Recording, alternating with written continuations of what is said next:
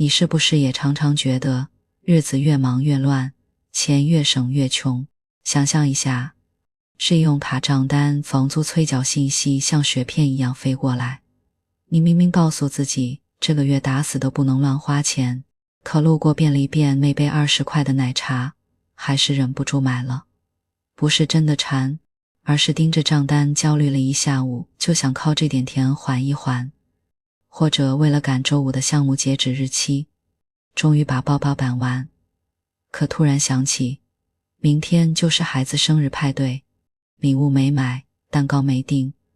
看着孩子委屈的眼神，你心里特别自责，却怎么也想不通，这么重要的事自己怎么就忘了。其实这些都不是你不够自律，也不是你记性差，而是一种叫做稀缺的心理状态正在悄悄操控你的大脑。今天我们要聊的这本书就叫稀缺，它把这种越缺越乱的底层逻辑说得明明白白。这本书最颠覆的地方在于，它不只是教你省钱或挤时间，而是告诉我们稀缺的本质，不是你真的资源太少。当你的大脑被缺的焦虑塞满，就算你手里有钱有时间，也很难做出理性的选择。那稀缺到底是怎么悄悄俘获我们的大脑的呢？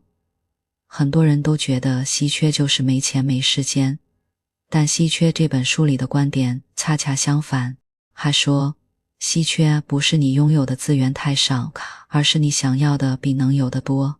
想想看，身边是不是有这样的朋友，月薪2万不算逼，却总觉得钱不够花，要还房贷，给孩子报补习班，还要应付朋友婚礼的份子钱，满脑子都是怎么凑够下个月的开支。还有的人明明每天有8小时工作时间，却总在赶截止日期，而是刷手机开小差占了不少时间，临到最后才发现时间不够用。这两种情况本质上都是想要的钱或时间超过了当下能有的，于是稀缺心态就来了。更关键的是，稀缺心态一旦出现，就像磁铁一样，会死死地吸住你的大脑，而是它们会硬生生钻进你的思绪里，让你再也无法分心去想别的。就像饿肚子的时候，不管你在开会还是看书，脑子里总会时不时冒出来晚上吃什么。穷到交不起房租时，也会忍不住琢磨怎么跟房东求情宽限几天。这种不由自主的关注，就是稀缺心态最核心的特征。这种稀缺心态其实有两面性，它既会带来专注红利，也会埋下管亏负担的陷阱。专注红利，当稀缺心态出现时，你会不自觉地把所有注意力都集中在解决眼前的稀缺上，这种专注力能让你效率飙升。比如学生时代赶作业，平时2小时才能写完的卷子，只要第二天要交。农民到了收获季节，哪怕每天只睡5小时，也会精神饱满地去地里干活，错过这几天，庄稼就坏了。这就是稀缺带来的专注红利，它能帮你把有限的精力集中在最关键的事情上。但我们更要警惕它的另一面，管亏负担。管亏就是你只能看到管子里的东西，却看不到管子外面更重要的事情。就像消防队员出警时，满脑子都是赶紧赶到火灾现场救人，结果忘了系安全带。不是他们不负责任，是救火这件事完全占据了他们的大脑，让他们看不到安全这件同样重要的事。再比如，穷人月底盯着账单时，满脑子想的都是怎么凑钱交房租，还清信用卡，根本没精力去想要不要买份医疗保险，以防万一。等真的生病住院了，才发现没保险要花更多钱，反而更穷。还有一个特别典型的例子，职场里那些大忙人，他们每天被会议报表、客户需求追着跑，满脑子都是赶紧把眼前的事做完，结果却忘了跟家人沟通。孩子学校开家长会，爱人过生日，他们忘了准备礼物。等家人抱怨你根本不关心我们时，他们还觉得委屈。我这么忙，不都是为了这个家吗？其实不是他们不想关心家人，而是稀缺心态让他们的视线被工作挡住了，看不到家庭这个同样重要的事情。这种只能看到眼前，看不到长远的状态，就是管窥负担最可怕的地方。它会让你在解决一个问题的隐患。更扎心的是，稀缺心态对大脑的俘获完全是无意识的，你根本控制不住自己去想那些缺少的东西。书里提到一个有意思的实验，研究人员让2组人参加测试前没吃饭，处于饥饿状态。另一组人吃饱吗？测试内容很简单，看屏幕上闪过的词语，判断是不是食物相关的词。结果发现，饥饿的人对蛋糕、汉堡这类词的反应速度比吃饱的人快了将近 0.3 秒。哪怕他们在测试前被反复提醒不要关注食物，大脑还是会不由自主地对食物相关的词更敏感。还有一个针对穷人的实验，研究人员给2组路人做智商测试。第9人在测试前被问到，如果你的车坏了需要花3000美元修车，你会怎么办？对穷人来说，3000美元是一笔巨款。另一组人被问到，如果车坏了要花300美元，你会怎么办？结果发现，面对3000美元的那组穷人，智商测试分数比另一组低了整整12分。不是他们真的笨，而是要花3000美元修车这件事，让他们的大脑瞬间被缺钱的焦虑占据，根本没法集中精力做测试。这就是稀缺心态的可怕之处，而是会主动入侵你的大脑，哪怕你拼命想转移注意力也没用。就像你越告诉自己不要想粉色大象，脑子里越会出现粉色大象一样。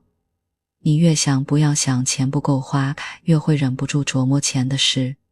当你的大脑被稀缺心态这样俘获后，接下来会发生什么呢？那就是我们说的带宽负担。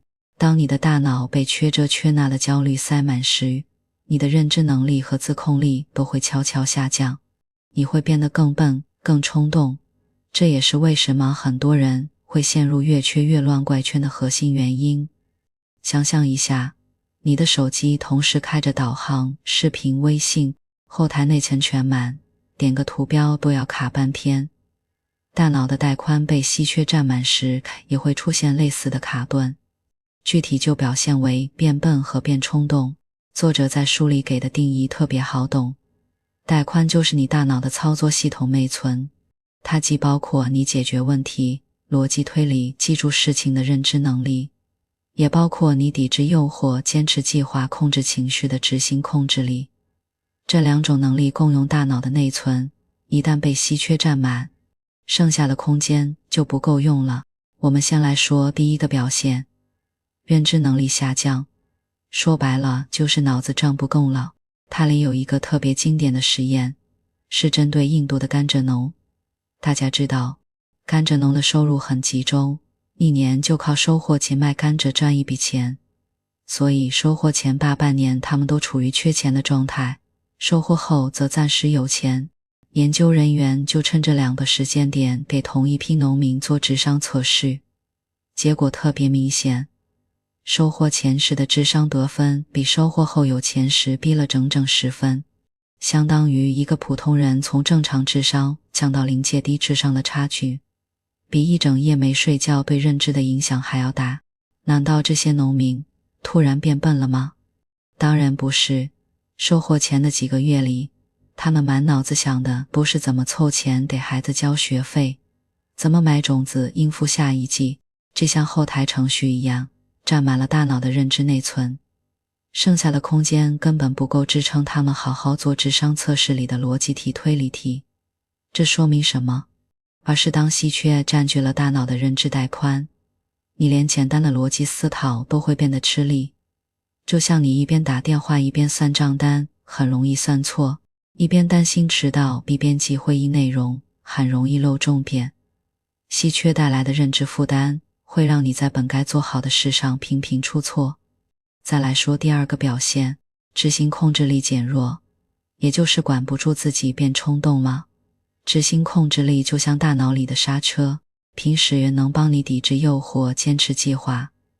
可当带宽被占满时，这刹车就会失灵。书里有一个针对节食者的实验，让2组人看图片，一组看甜甜圈、蛋糕这类高热量食物，另一组看风景照，然后让他们做一个简单任务，在一堆图片里找出云朵。结果发现，看了食物图片的节食者，找云朵的速度比另一组慢了 20%。 为什么？因为节食者满脑子都是不能吃这种对抗诱惑的想法，已经耗尽了他们的执行控制力，剩下的精力根本不够快速完成找云朵的任务。就像你憋了一上午没喝水，根本没心思先洗手再喝，不是你不讲卫生，已经占满了执行带宽，没力气考虑其他细节。还有一个更扎心的例子，穷人为什么更容易借工薪日贷款？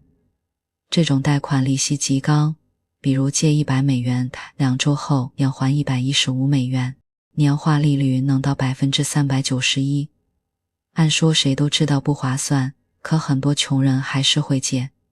不是他们没规划，是当下的压力让他们的执行控制力失效了。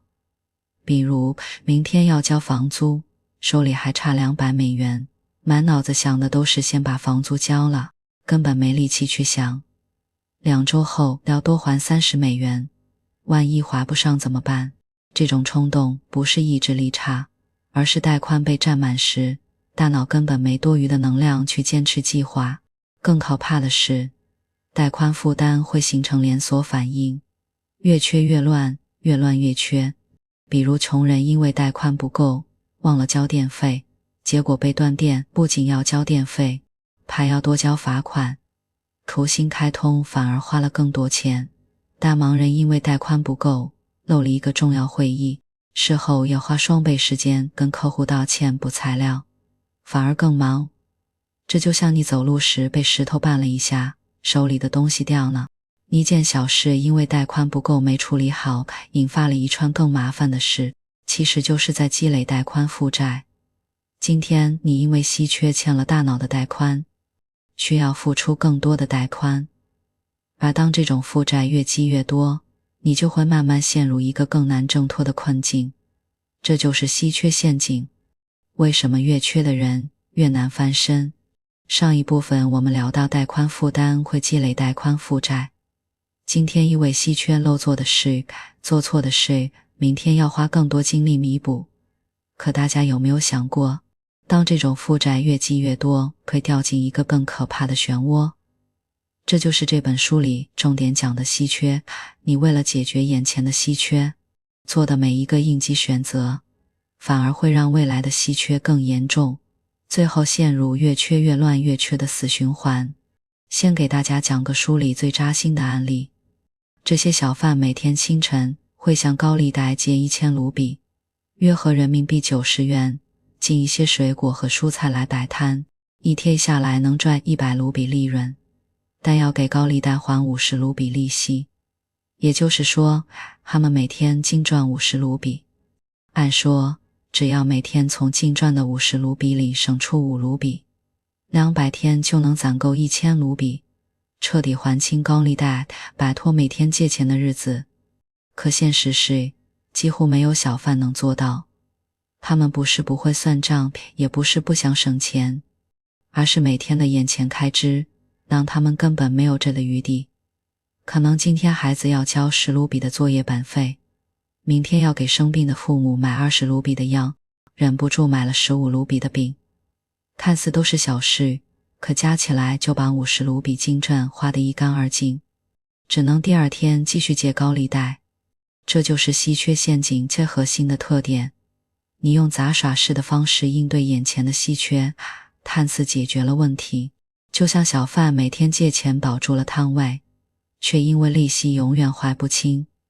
就像你为了赶项目熬夜加班，却因为第二天精神差又拖慢了新任务的进度。你越努力救火，火反而烧得越大。那为什么我们明明知道这样不对，还会掉进稀缺陷阱？核心有3个原因，每一个都和带宽负担脱不了关系。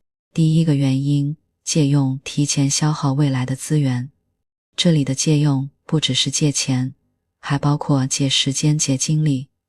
比如你这个月工资不够花，看似解了燃眉之急，可下个月要还本金加利息，可用的钱更少了。比如你明天要交报告，今天没做完，就借了晚上睡觉的时间熬夜赶工，可第二天上班没精神，原本能半天做完的事拖了一天，又得借明天的时间。这种未来的稀缺换眼前的缓解，而利息会让稀缺越来越严重。第二个原因，余弦不足，没有缓冲空间，一点小事就打乱所有计划。余弦就是你手里没用的资源，比如拨出来的100块钱，空着的1小时时间。很多人觉得余弦是浪费，比如老板觉得员工每天8小时都排满任务才高尚，穷人觉得每一分钱都要花在刀刃上，可恰恰是余弦能帮你避开稀缺陷阱。书里有一个医院的案例特别典型，有家医院的手术室总是排得满满当当，院长觉得这样效率最高，可以有急诊病源。比如原本要做心脏搭槽的病员，得等急诊处理完才能上手术台，结果常规手术越进越多，失误率变高，术后并发症也多，反而需要更多时间处理。急诊病人因为手术室要等，也容易耽误最佳治疗时间。后来院长听从建议，每天留一间手术室空着。你猜怎么着？不仅急诊病人能及时手术，常规手术的效率还提高了 5%。 这听起来很神奇，因为有了余弦，不用再为突发情况打乱计划，反而能更稳地推进工作。这就是余弦的作用。它像汽车的备胎，平时用不上，像家里的备用金，平时放在那，可车坏了，人生病了，能避免你借高利贷。就像没备胎的车，一旦出问题，只能半路抛锚，进而陷入更严重的稀缺。第三个原因，带宽不够导致规划失灵。你想为未来做计划，很多人觉得穷人不会规划，大忙人没条理。其实不是他们不想，是带宽被占满时，根本没力气做长期规划。比如前面说的，硬不甘蔗农收获后，手里有了钱，也想存一部分留到明年收获前花，可没几天就会因为孩子要交学费，家里要修屋顶，把钱花光。是这些突发开支占满了带宽，让他们没法坚持最初的计划。还有个例子，研究人员给一群低收入家庭发了一笔小额补贴，让他们做的消费计划，比如$500用来交房租，$300用来买食物。结果发现 80% 的家庭都没法按计划执行，不是他们故意不遵守，要么突然发现孩子的鞋子破了要换，要么邻居结婚要随份子。这些计划外的事瞬间占满了他们的带宽。就像你周末想上午看书，下午健身，晚上陪家人，可早上起来突然接到工作电话，要处理紧急任务，结果一整天的计划都被打乱。不是你没条理，是带宽被突发情况占满时，规划根本扛不住。当这3个原因叠加在一起，稀缺陷阱就成了死循环。因为缺余弦，一点小事就需要借用未来更稀缺。因为更稀缺，带宽更不够，规划更难落地。最后你会发现自己明明一直在努力解决问题，却越跑越偏，离不缺的目标越来越远。不过大家别着急，稀缺陷阱看似无解，其实作者在书里给出了破局的关键，不是更努力的应对稀缺，而是从根源上管理带宽，创造余弦，才能从越缺越乱走向掌控生活呢。前面咱们聊了稀缺陷阱的死循环，但大家别觉得这是命。这本书最有价值的地方，就是告诉我们，破局的关键不是挣更多时间，而是管理好你的带宽，让大脑不被稀缺牵着走。先讲个人能落地的方法，再聊组织和社会能帮上什么忙。有3个方法，每个都能直接减少带宽消耗，而且不用靠超强意志力。第一个方法，主动创造余闲，给资源留一点没用的空间。很多人觉得余闲是浪费，比如工资到手全花光才划算，时间排满才高效，可恰恰是这点没用的空间能帮你避开稀缺的冲击。之前咱们提到医院的例子，原本手术室全排满，急诊一来就乱套，后来每天留一间空手室专门应对急诊，反而整体效率提高，医生失误也少了。这就是余闲的作用，它像缓冲垫，不让你因为一点小事就打乱所有计划，进而消耗更多带宽。我们普通人怎么用呢？很简单，每个月发工资后，先把 5% 到 10% 存起来。比如车坏了，突然生病，平时坚决不动，别觉得这点钱没用，哪怕每个月存500块，一年也有6000块。万一遇到小麻烦，不用借高利贷，也不用打乱当月开支计划，带宽就不会被凑钱的焦虑占满。时间小，每天留30分钟空白时间，不安排任何工作，不刷手机，就用来应对突发。比如突然要开个短会，有了这30分钟，你就不用因为临时加活而熬夜赶工，也不用因为没陪孩子而自责。记住，余闲不是浪费，是帮你节省带宽的保险。把重要但不紧急的事拉进管子里，用环境设计代替意志力。稀缺心态会让你只看到管子里的紧急事，比如明天要交的报告，却看不到管子外的重要事，比如体检陪家人，想避免这个问题，而要靠让这件事不得不出现。比如很多人想存钱却总存不下，不是没毅力，而是存钱这件事在管子外容易被眼前要花的钱挤掉。怎么办？设置自动转账，银行自动把一部分钱转到专门的储蓄账户，你根本没机会花掉它，这就把存钱搭进了管子里，不用靠意志力抵制消费诱惑，带宽自然省下来了。再比如想陪孩子却总忘，可以在手机日历里设置每周六下午3点的亲子时间，闹钟到点手机自动提醒，而且提前跟孩子约定好，让孩子也来监督你，这样陪孩子就成了和开会一样的必须做的事。书里还提到一个例子，有个社区想让居民多体检，但是发传单和打电话都没用，大家总觉得体检不着急，被眼前的工作和家务占了带宽。后来社区改成上门体检，直接把体检车开到小区楼下，居民下楼就能查结果，参与率提高了3倍。这就是用环境设计把重要事拉进管子，比靠意志力管用多了。在带宽充裕时提前布局，别等稀缺来了再动手。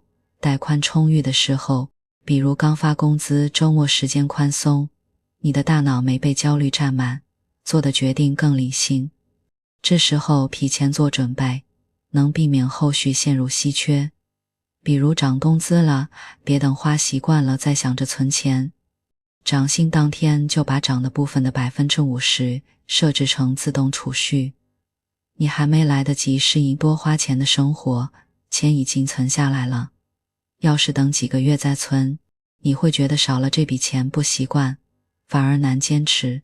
再比如时间宽松的时候，提前把下个月的重要事列出来，哪些截止日期要赶，孩子哪几天有兴趣班，甚至提前把要带的文件、要准备的礼物放在显眼的地方，你不用花带宽去想接下来要做什么，照着清单做就行，不容易出错。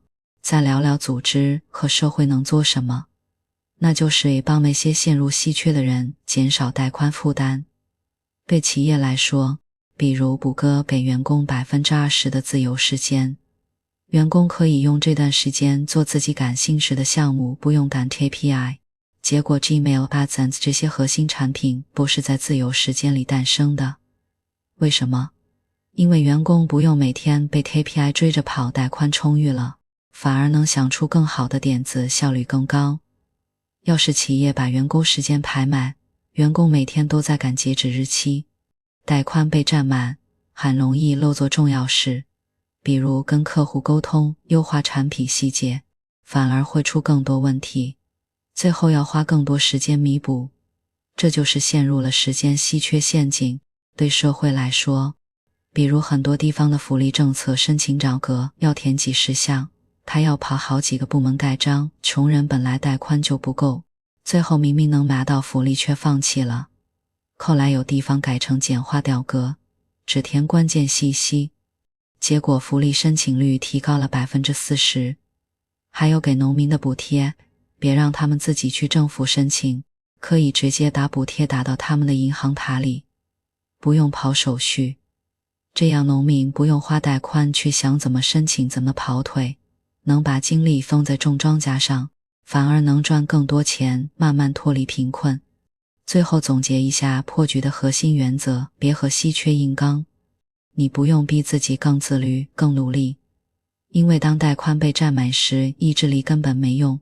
用自动转账省掉抵制消费的带宽，用空白时间省掉应对突发的带宽，用提前布局省掉慌慌张张赶工的带宽。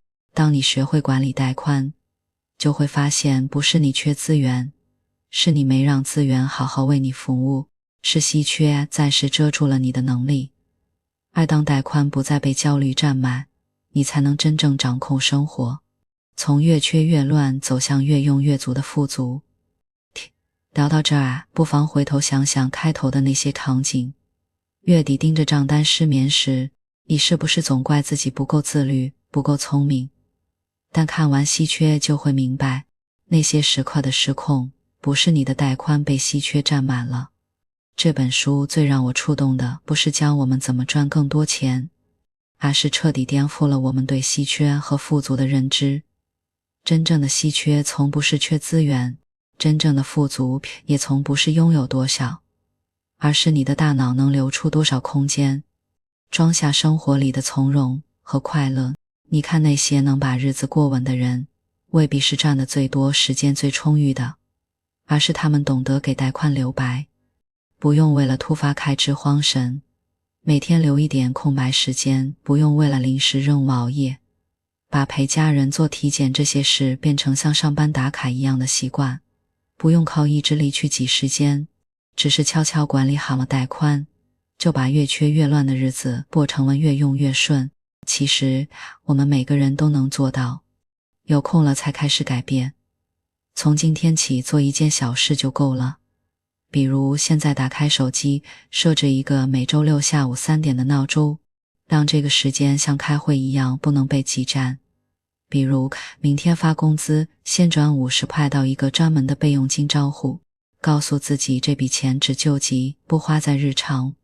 这是在给你的带宽松绑，钱够不够花，时间够不够用，才能真正享受陪孩子搭积木的快乐，才能在吃饭时不用琢磨还有多少工作没做，才能在遇到突发情况时不用慌慌张张地拆东墙补西墙。真正困住我们的，是被稀缺填满的带宽，而能让我们走向富足的，而是让每一份资源都不被焦虑消耗。当你的带宽不再被缺占据，当你能从容地应对生活里的小意外，这时候的你才是真正富足的。